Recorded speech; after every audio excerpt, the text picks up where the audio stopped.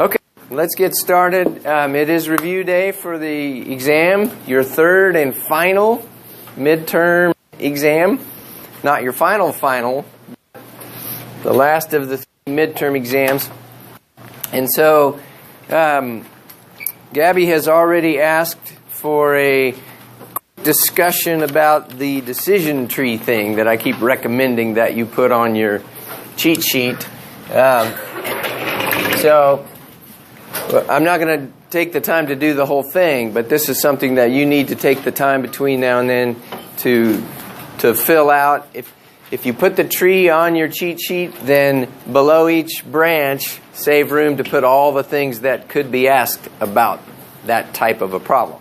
Not just which on the calculator, but maybe the standard error, maybe the margin of error, anything like that you think could be used, right? So the tree, we've sort of added a new branch to the top of the tree now. Before, I would say, first thing you got to do is decide if it's what? Means or proportions. So you have means and then proportions. And I'm not going to have room for the whole thing, and now we've added one over here. What's the new one from chapter 12? If it's a regression problem. Now, you don't really have to put this on your tree, because if it's a regression problem, you should just have a section of your cheat sheet devoted to that. And, put down what you would do. I would enter the data in list. I would use linreg t-test, that kind of stuff, right? So I don't know that I'd put it on my tree, but it fits there, right? But that's all it would be is, it's a regression problem. You don't have all those follow-up questions to do, right? So I'm going to take that off and stick with the way we had it before. All right, so then what's the next question after you find out if it's a means problem? One sample or two. And then if it's two, are they independent or paired? Right? Paired and dependent mean the same thing. But I like to use the word paired because that helps you decide when you read a problem. They took two measurements on the same person. Those will be paired together. So that's dependent samples. Right? And then same thing for proportions. Now, underneath here, put all the things that you might have to deal with. So, for example, if it's a two-sample, I guess we're not quite done. Once you decide what type of problem it is, then there's one more thing you have to decide. Is it a confidence interval problem or a hypothesis test problem? Right? So you could actually, you don't really need to make a branch out of it, I guess. But you could say, under here, if it's confidence interval, then do this. If it's a hypothesis test, then do this. Right? What would you use if it's a means problem, two-sample, independent sample, confidence interval? Good. Two-samp T int. Right? And then maybe put down, what would the standard error be? Or what would the margin of error be for that confidence interval? Things like that could be asked. Right? And they all go down underneath there. And then if it's a test, and as a hint, whenever it's confidence interval test, this thing will be the same both places. It'll just, one will have int, one will have test. Right?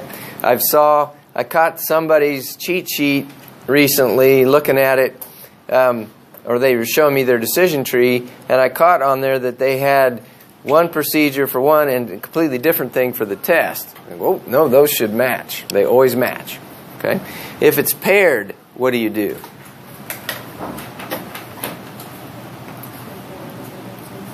What'd you say? No, not quite. She said you do the two-samp t-int, but on the differences. T-int. Yeah, t-int. It becomes a one-sample problem. So the first thing you do is take the differences within each pair. Now you've reduced it to a one-sample problem. You're going to use the same thing you use over here, right? So confidence interval. It'd be T interval,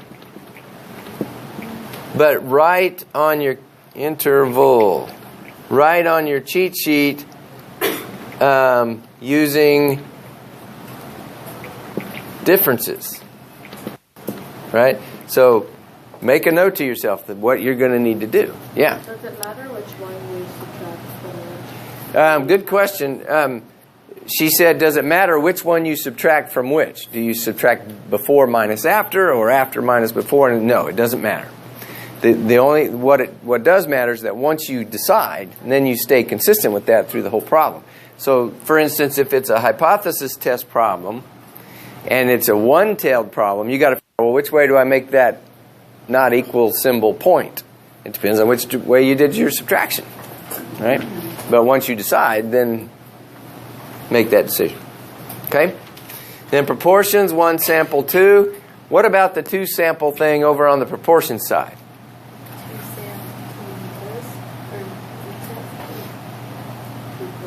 If it's proportions, it'll have prop in it. There's nothing over here that doesn't have prop in it. So it's either 1 prop or it's 2 prop. What about the paired thing over on this side? We didn't cover that, right? So you won't have that decision. So if it's 2 sample, you can just write to 2 prop z test, 2 prop z int, and so on. Okay? And I added a third branch. You can either put it off the proportions. I got 1 sample, 2 sample, or what's the third one? That's now a chi-square test. You need that on there too. So you could do it here.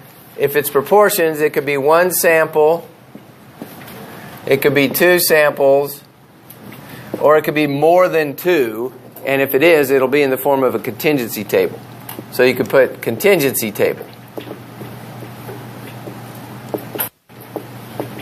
And then if it's a contingency table, you use chi-square test. Right? There will be a chi-square test on this test. Right? There will not be one of everything on this test. I only got 50 minutes. Right?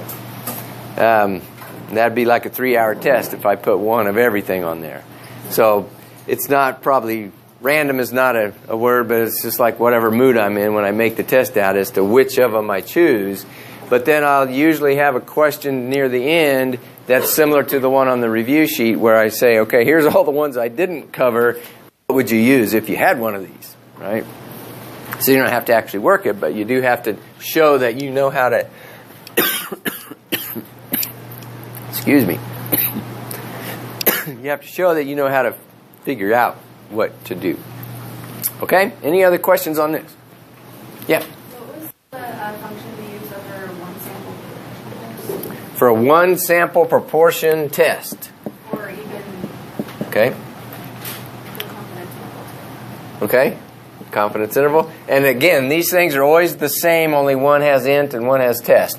So it's 1 prop z and then either int or test. Right? This one is 2 prop. Right? So the calculator people weren't so consistent. I wish they had followed this kind of convention, 1 dash, 2 dash over here. But if it's 1 sample, it doesn't have 1 samp t-test. I wish it did, but it just has t-test. Right? And I think that's because it gets used for the paired, that they say, well, we can't call it 1 samp because if it's a 2 sample paired problem, you're going to use that same function, and it would confuse people. So this is just t-test or t-int, t-interval for those, one of those two. Then 1 prop, this is 2 prop.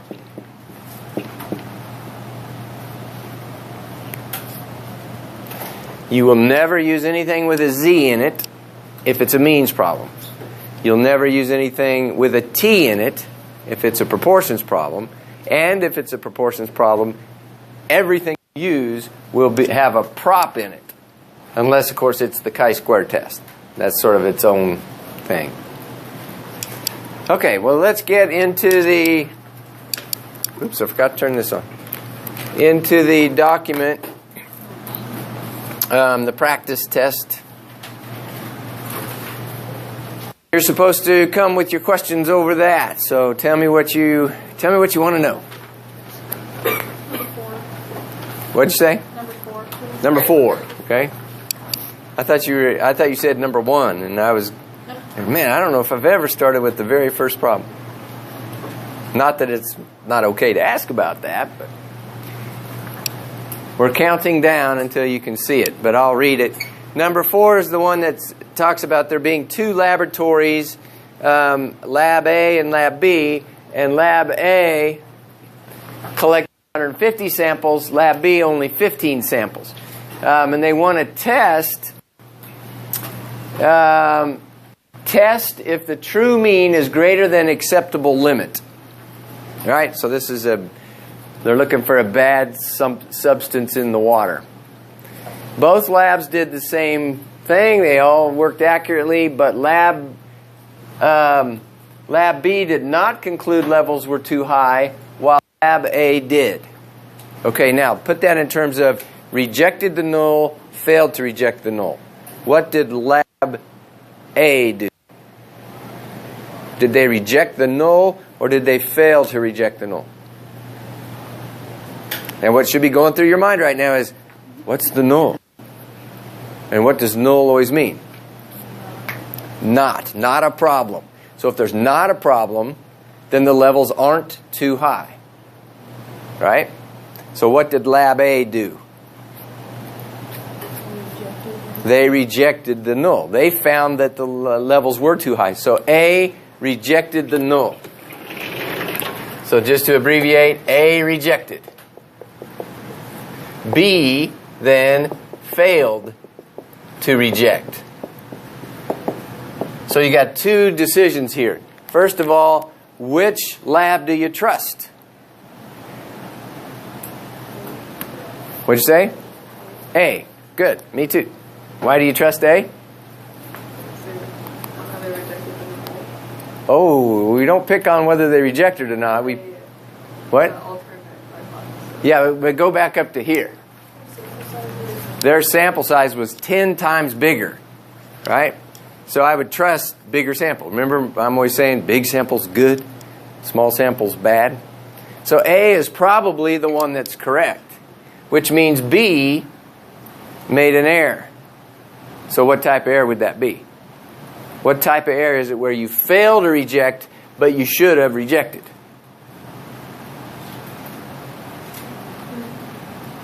You got a 50-50 shot. It's either a type 1 error or a type 2 error. Type 2. Type 2. Fail to reject, but null is false. Right? If you fail to reject, you're saying I did not have sufficient evidence to support the alternative. But if the null is false, that means the alternative is true. You should have supported it. Okay, next question.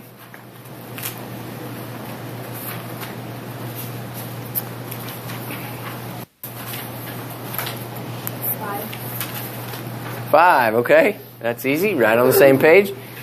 The width of, this one is, I think I'll not spend the time on this one. I was telling somebody in my office that this one's kind of above and beyond the Call of Duty. It talks about the width of a confidence interval and is it wider for certain things. And the point of this whole thing is that the standard error of a confidence interval on a proportion is p hat times 1 minus p hat over n. And you can show, if you plug in these different values, you can show that this thing is biggest for p hat near 0.5 and smallest near 0 or 1. So some of these talk about proportion of 0.1, and that's close to 0, compared to a proportion of 0.45, and that's close to 0.5. Right? So your standard error is affected not only by the sample size, but also by where p hat is. Remember the argument about the upside down parabola? But so the correct one is D. Narrower when the sample proportion is 0.1 than when the sample proportion is 0.45. All the others, you could find something wrong with them. So if I have a question on this. No. I say this is above and beyond the Call of Duty for this test. I actually used this as a test question one time, and that's why it's on this review sheet. But like 60% of the people missed it, so then I never used it again. But okay, next question. 6. Boy, we're just going to do them all. Ooh, this is a big one. Okay, number 6 says. Let me scroll it down here for now. Make them words a little bit bigger. In a local factory, they produce breakfast cereals. They say that they put 18 ounces in it, but the actual weights should be slightly larger than 18, so that they know they're not underfilling for half of the people. Right? So. They randomly select a sample of 20 boxes and compute the sample mean to be 18.6 and the standard deviation to be 2 ounces. So use a hypothesis test to determine if there's sufficient evidence from the sample to conclude that the true mean is indeed greater than 18. Show all 4 steps. Okay, so I'll put that there and I'll work underneath here. What is step number 1? Okay, state the null and alternative hypothesis. Okay, now I have to, when I do that, I want to go back and find the statement that says, test this. All right, so determine if, test this. Sufficient evidence to conclude the true mean of all boxes is greater than 18. Is that statement a null hypothesis or an alternative hypothesis? That's an alternative because it doesn't have an equal in it. Right? So that's my alternative. Now take the sentence but write mathematical symbols in place of the words. The true mean. What symbol do we use for the true mean or the population mean? Mu. The true mean is greater than 18. Greater than 18. So now what's the null? Mu is less than or equal to 18. Okay, step 1 done. Step number 2.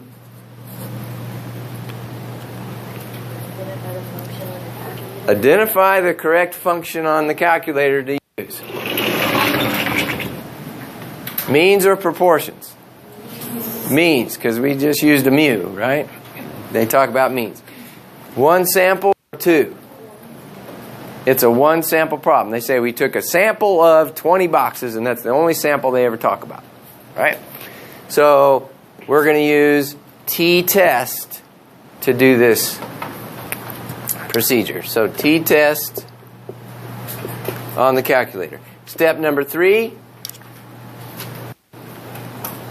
Step number 3 is basically, okay, now do that. Right? Step 2 is figure out what you're going to do. Step 3 is do it. So get the test statistic and the p-value. So we want the test statistic t, and we want the p-value from that. So go to your calculator. Stat, then test, then t-test. And the first thing it asks is stats or data.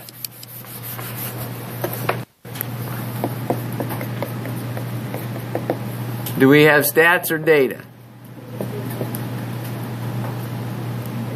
I got them backwards, don't I? It has data first, but this is stats. Now, how do you decide? Yeah, they didn't give me Data would mean I would need the 20 numbers for these boxes. I'd need the data. But they gave me the summary stats from those 20 boxes. So I say, hey, I got summary stats. Right? Then the next thing it asks is, what is mu0? What does that symbol mean, mu sub 0? What is it indicating?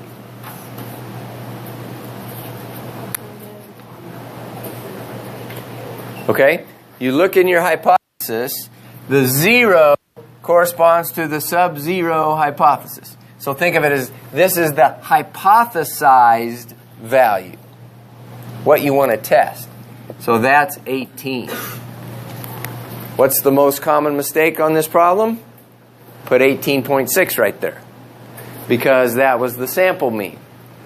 But that, your calculator thinks that's just fine, but it would give you the wrong answer. All right? So it's, what are you hypothesizing the mean to be? 18. Then it wants to know, okay, what mean did you get? 18.6.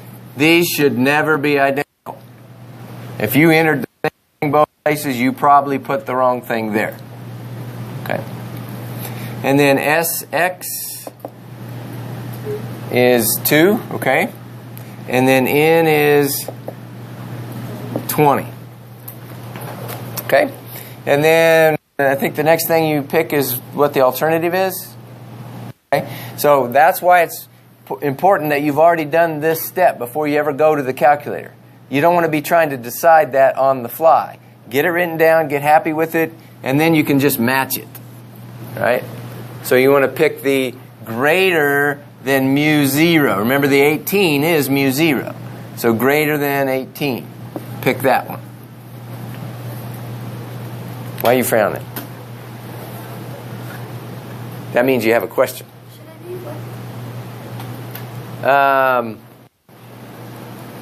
Like how you just wrote it? Should be silent for? Well, over here it has mu and then a colon, right? And I want to mimic what this shows. Right? So mu greater than 18. So that's my alternative. That's what they want me to test, is indeed greater than 18. Okay? Does that make sense?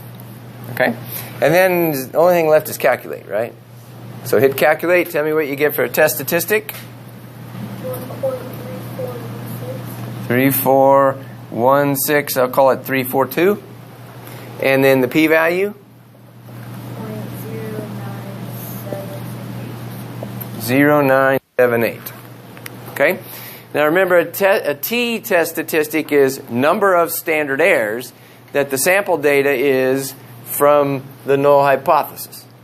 So 18.6 is 1.3 standard errors away from 18, which isn't all that far, 1.3 standard errors. And the p-value is not all that small. What's the conclusion? So this is, do they tell us an alpha? That's really common for me to forget to put alpha in there. So what do I always say? If I forget, use 0.05. Is this number bigger than 0.05? Yes, it is. Greater than 0.05. So what's the conclusion? What did you say, Angela? That's right. So fail to reject. We're going to fail to reject the null, which means our... so I'll write that down. To me, that's kind of part of step 3. You can write it as part of step 4, but it is not all of step 4. So fail to reject the null, which means that step 4, make a conclusion in the context of the problem, is what Angela just said. There is not sufficient evidence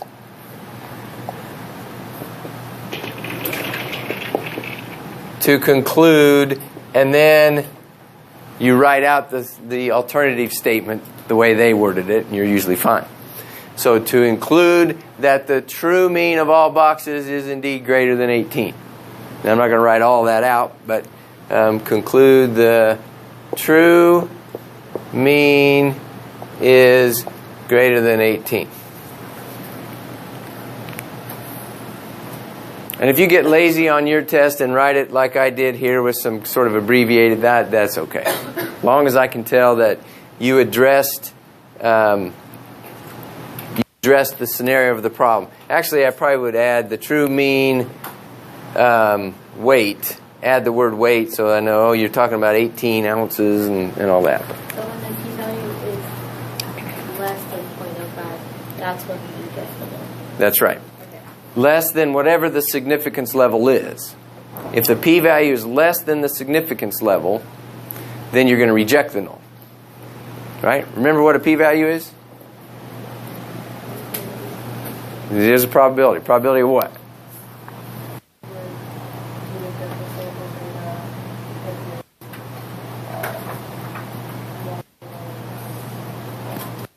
If your null is true.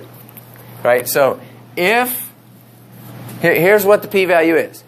If this is true, if the mean of all boxes is really less than or equal to 18, certainly not bigger than 18, how likely is it you could get 20 boxes, randomly choose 20 boxes, and the mean would be 18.6? About a 10% chance of that, which is not a low enough probability for us to say, hey, you definitely couldn't do that. No, you got a 10% shot. So we don't have enough evidence to reject. Right? Okay? Now, is there a confidence interval part of this one? Yeah, there it is.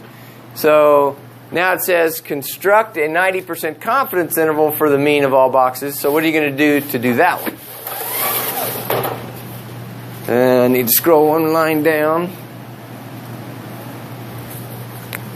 So again, through your decision tree, but since you already know you were to do t-test here to do the confidence interval, it's got to be the same thing but with int instead of test. So you're going to use t-interval.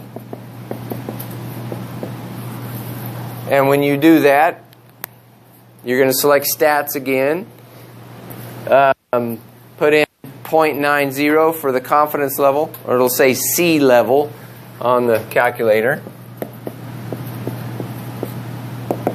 So put in 0.9, and that's really all there is to it. The data is probably already pre-populated for you since you've just done the other one. Calculator's kind of smart that way. What do you get for an interval? What? 17.827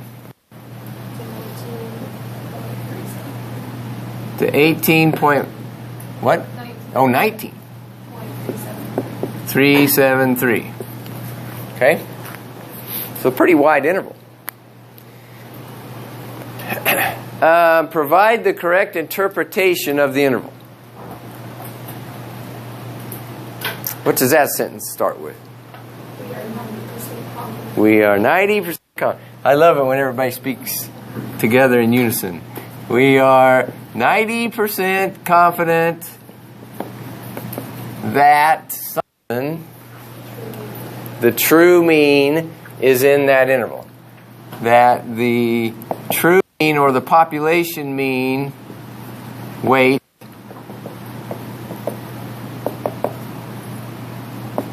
is in the interval. Anything that's outside of this interval is not really plausible for the true mean. But any number in the interval, yeah, that might be the true mean. Right. Question? For my interval, I got near the same answer, but I mean, it was 17, 19, but it wasn't the same. I thought I get counted off for that because I typed it in there. Well, I'm surprised that it's different. Anybody else get numbers slightly different than this? She got 17.321 and 19.879. Are you sure you did 90% confidence? Check that. Because okay. I can see her X bar and it's correct, and her S is correct, and her sample size is correct. But check the confidence level, because that'll affect the width of the interval. Got it. Yep, that was it. Now she got this. So you must have done a 95% interval or something. And if 0 is in that interval, then there would not be 90%. But it's not. What? She's asking about this next one. right? And she said, and all the example problems, not all, but a lot of the example problems we do lead you to that thinking. She said, and since 0's not in there, is it 0 we care about for this problem? We care about the 18. Very good. Okay? We don't look to see if 0... We use 0 when it's the difference between two means, and we want to know, is the difference 0? It's only a single mean, so we want to know, is 18 in there? Right? So does this interval provide us sufficient evidence to say it is not 18, that it's a number that must be greater than 18?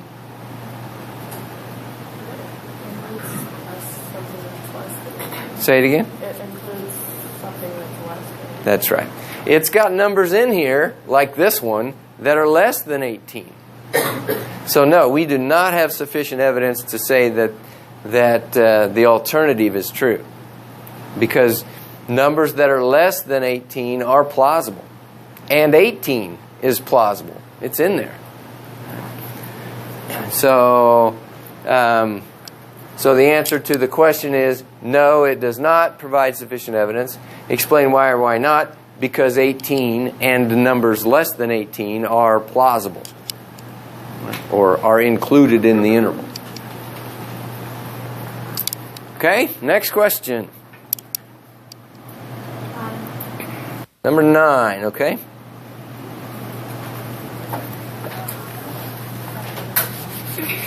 Number 9 says, in our stat survey, a total of 65 people who exercised and 101 people who did not were surveyed. Among the sample of exercisers, 15.38% said they smoked, while among the sample of non-exercisers, 34.65% said they smoked. Provide a 95% confidence interval for the true difference between exercisers and non-exercisers in the proportion who smoke. What do we do first?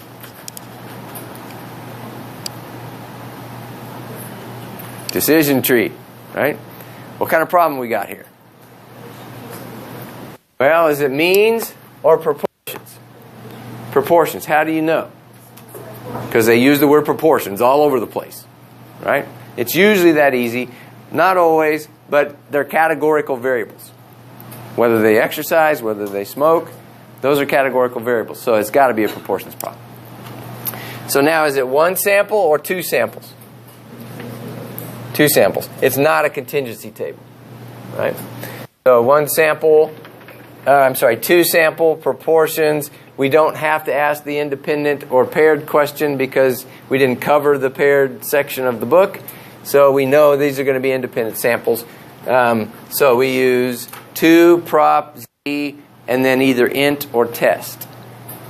Which would it be here? Int, because it's an interval. Okay? So 2 prop z int.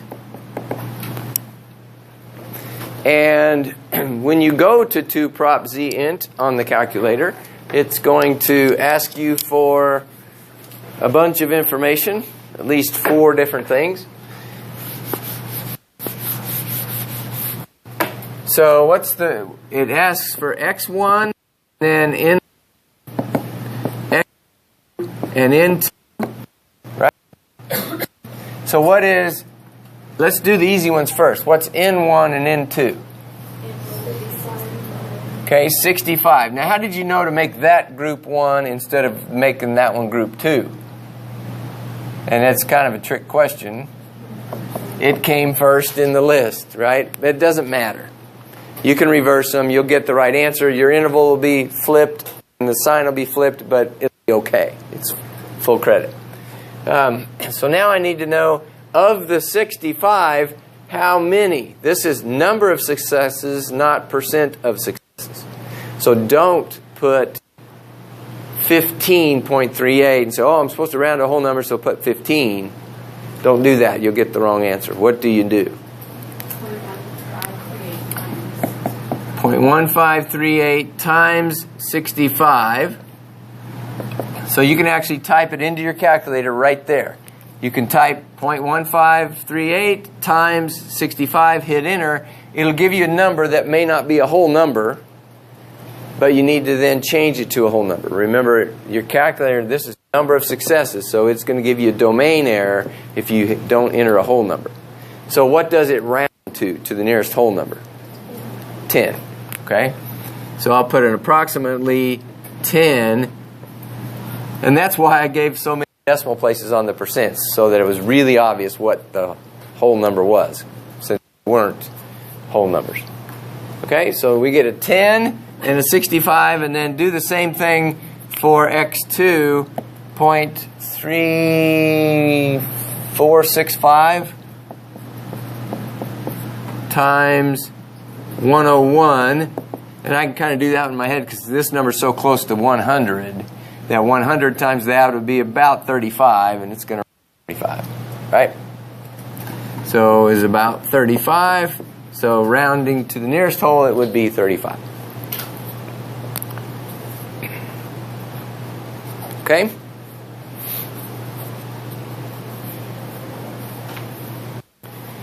Be careful of this thing where you have to derive the x's if you have one like that on the test.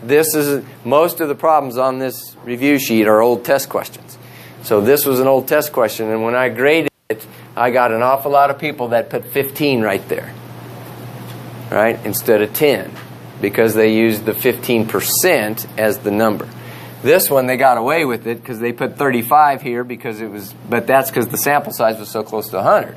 But that one was wrong, so then they missed the question. Okay, so then you enter those four things. The next thing is just sea level, right? And what are we, 95%? And then calculate, and you get what interval?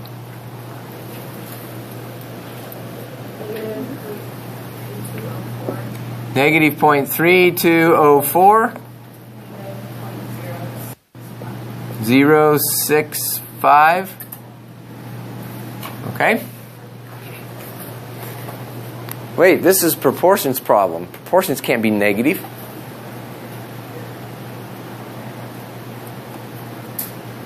Remember, I'm always harping on you. Look at your answer, see if it makes sense. Does that make sense? Is that okay to have negatives? It is in this case. Why?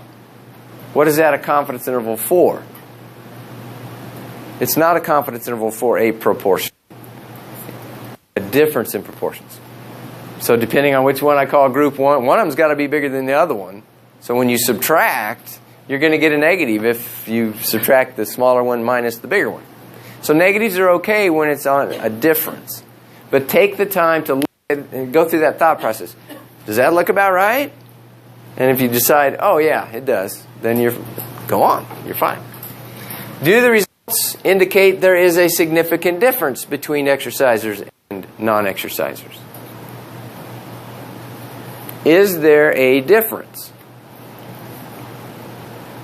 If there's not a difference, what would the difference be? 0. Does this say 0 is plausible for the difference? No, because 0 is not in the interval. So now we're looking for whether 0 is in the interval or not, because it's a difference problem, right? Since 0 is excluded, then 0 difference is not plausible. So yes, we've got evidence to say there is a difference. So yes, because 0 difference is excluded. And I'll go ahead and say as plausible. It's excluded as being plausible, but you could stop with excluded.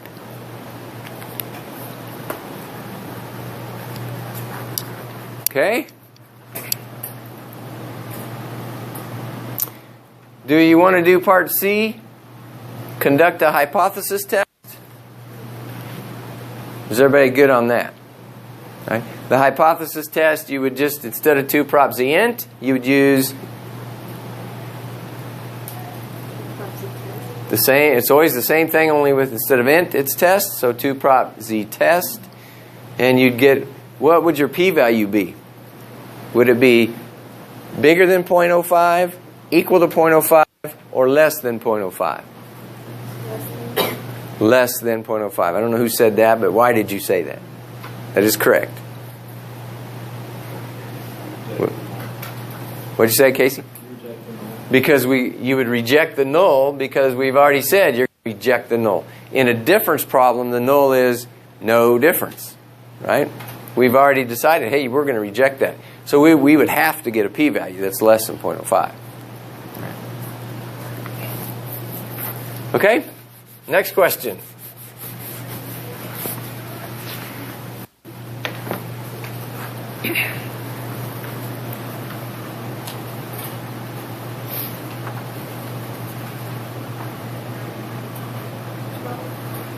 Okay.